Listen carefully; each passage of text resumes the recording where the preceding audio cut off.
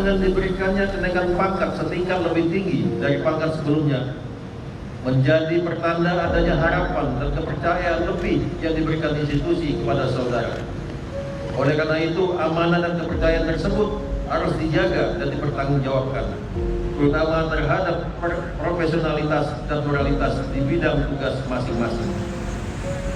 Pangkat yang semakin tinggi bukanlah simbol perubahan derajat semata, namun juga harus dibarengi dengan peningkatan kompetensi dan kemampuan diri, memiliki tanggung jawab untuk memperjuangkan citra Polri menjadi lebih baik, meningkatkan disiplin, wawasan dan etos kerja yang lebih baik, serta mempersembahkan pengabdian terbaik dengan konsistensi, integritas, dan loyalitas yang tinggi demi terwujudnya Polri yang profesional, modern, dan terpercaya.